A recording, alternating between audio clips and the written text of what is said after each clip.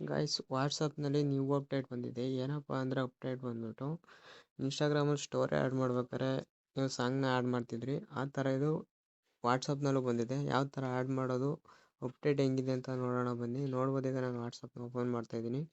ಅದರಲ್ಲಿ story add ಮಾಡ್ತಾಯಿದ್ದೀನಿ. Already ನನ್ನ ಸ್ಟೋರಿ ಇದೆ. ಅದರಲ್ಲಿ ಒಂದು ಫೋಟೋ ಸೆಲೆಕ್ಟ್ ಮಾಡ್ಕೊತೀನಿ. ನೀವು ನೋಡ್ಬೋದು, ಈಗ ನಾನು ಫೋಟೋ ಸೆಲೆಕ್ಟ್ ಮಾಡ್ಕೊಂಡಿದ್ದೀನಿ. ಅಲ್ಲಿ ಮೇಲೆ ಟಾಪ್ ಕಾಣಿಸ್ತಾ ಇದೆ ಸಾಂಗ್ ಆ್ಯಡ್ ಮಾಡೋದು. ಅದ್ರ ಮೇಲೆ ಕ್ಲಿಕ್ ಮಾಡಿಬಿಟ್ಟು ನಿಮಗೆ ಕನ್ನಡ ಸಾಂಗ್ ಬೇಕು ಅಂದರೆ ಸರ್ಚ್ ಮಾಡಬೇಕಾಗುತ್ತೆ, ಕನ್ನಡ ಸಾಂಗ್ಸ್ ಅಂತ. ಕನ್ನಡ ಸಾಂಗ್ಸ್ ಅಂತ ಸರ್ಚ್ ಮಾಡಬೇಕಾಗುತ್ತೆ. ಅದರಲ್ಲಿ ನಿಮಗೆ ನೋಡ್ಬೋದು, ಈಗ ಕನ್ನಡ ಸಾಂಗ್ಗಳು ಬಂದಿದೆ. ಈಗ ನಾನು ಪ್ಲೇ ಮಾಡ್ತೀನಿ.